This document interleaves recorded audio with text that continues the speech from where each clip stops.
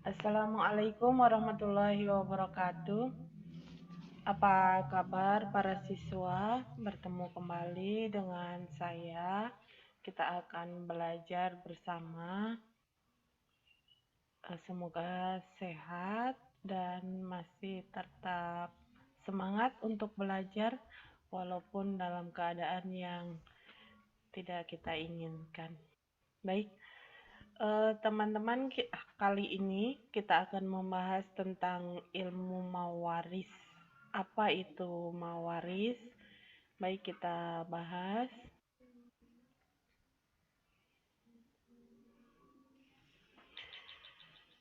Mawaris yaitu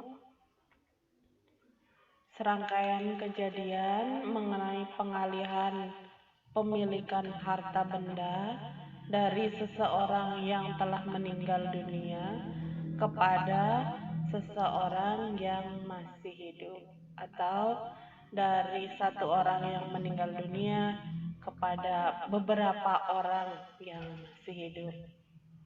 Warisan ini bukan hanya berbentuk harta atau benda saja, tetapi juga termasuk yang bukan merupakan berbentuk harta. Seperti apa ya yang disebut sebagai warisan tetapi tidak berbentuk harta itu? Mungkin diantaranya adalah warisan berupa ilmu, nasihat, dan lain sebagainya. Bagaimana syarat-syarat untuk mendapatkan warisan? Yang pertama, tidak ada penghalang untuk mendapatkan warisan. Jadi seseorang yang akan mendapatkan warisan yaitu mereka yang tidak ada penghalang untuk mendapatkannya. Siapa penghalang itu? Misalnya, seorang anak, maka ketika dia masih memiliki orang tua, orang tuanya meninggal, misalnya ayahnya meninggal, maka ada penghalang, yaitu ibu. Tapi masih tetap mendapatkan warisan walaupun bagiannya tidak sebesar kalau misalnya ibunya juga sudah meninggal. Kemudian yang kedua adalah kematian orang yang memiliki harta warisan, termasuk orang yang secara hukum telah dinyatakan meninggal. Jadi yang disebut sebagai warisan itu ketika seseorang yang memiliki harta benda tersebut telah meninggal. Kalau masih hidup, berarti bukan warisan namanya. Kemudian termasuk orang yang secara hukum dan oleh pengadilan telah dinyatakan meninggal. Ini contohnya misalnya, dulu ketika zaman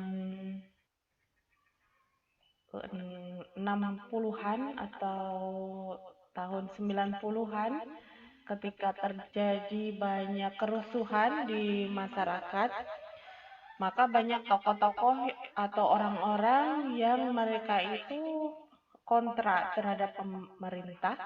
Kemudian ada yang menyebutkan diculik, ada yang menyebutkan dibunuh, ada juga yang menyebutkan dibuang gitu. Tapi ternyata tidak ada kabar beritanya.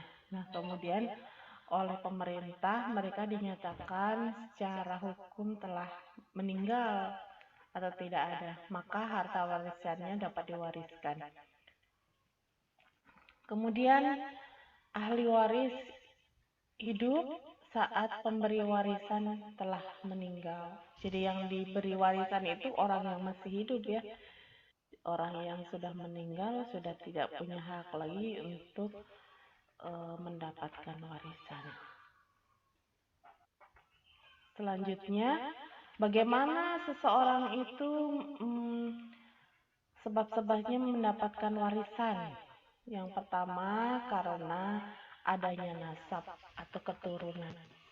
Nasab itu adalah keturunan yang sah. Jadi orang tua memiliki anak, anak memiliki anak lagi disebut sebagai cucu, dan seterusnya. Nah, nanti ke sana ini disebut sebagai keturunan yang asli gitu ya. Kalau kita di Indonesia menyebutkannya dengan keturunan yang tanpa penghalang. Siapa lagi yang mendapatkan warisan dengan sebab-sebab tertentu, yaitu karena adanya pernikahan, yaitu suami atau istri. Jadi ketika suami meninggal, maka istri mendapatkan warisan, atau sebaliknya. Ketika istri meninggal, maka suami akan mendapatkan warisan dari istri. Yang ketiga adalah wala. Apa itu wala? Yaitu memerdekakan budak. Apabila seseorang memerdekakan budak, kemudian budak itu meninggal dunia tanpa ahli waris, maka warisan akan jatuh kepada orang yang memerdekakannya. Mulia ya, orang yang memerdekakan budak. Kemudian sekarang, apa sebab-sebab seseorang sebagai ahli waris tetapi tidak mendapatkan warisan? Ada sebab-sebab yang menyebabkan seseorang tidak mendapatkan warisan. Yang pertama, karena kekafiran. Apa itu kekafiran? Yaitu ahli waris berbeda agama atau kafir. Yang kedua adalah karena sebab pembunuhan. Ahli waris melakukan pembunuhan. Jadi dia sebagai orang yang membunuh, maka hilang sebab-sebab untuk mendapatkan warisan. Kemudian perzinaan, yaitu orang yang melakukan perzinaan maka tidak mendapatkan warisan. Kemudian li'an, apa itu li'an? Yaitu seorang istri yang dituduh berzina oleh suaminya, maka baginya tidak akan disebabkan untuk mendapatkan warisan. Jadi kalau udah dituduh, maka hilang kesempatannya untuk mendapatkan warisan. Nah, di sini ada tabel ahli waris serta pembagiannya. Emang agak rumit ya kalau dalam ahli waris karena banyak sekali ketentuannya. Seperti misalnya kaum laki-laki itu suami, anak laki-laki dari ayah, kemudian ayah, kakek, saudara laki-laki sekandung, anak laki-laki dari saudara laki-laki sekandung, anak laki-laki seayah, anak laki-laki dan saudara laki-laki seayah, paman kandung, anak laki-laki dari paman kandung, paman seayah, anak laki-laki dari paman seayah. Kemudian untuk perempuan yaitu istri, anak perempuan dari anak laki-laki, ibunya ibu, ibunya bapak, saudara perempuan sekandung, saudara perempuan seayah, dan saudara perempuan seibu. Panjang sekali ya. Jadi sudah ada ketentuannya. Ini adalah ketentuan secara Islam. Sedangkan apa yang terjadi di masyarakat saat ini adalah warisan itu seringnya bagaimana mereka membagikan disesuaikan dengan jasa anak atau keinginan dari orang yang mewariskan akan bagaimana harta tersebut diwariskan. Kadang-kadang tidak sesuai dengan ketentuan hukum Islam dan ini sering menimbulkan konflik. Nah, konflik-konflik yang seperti ini sebenarnya sudah diupayakan untuk dicegah dengan adanya ilmu mawaris ini. Kemudian apa sih manfaatnya?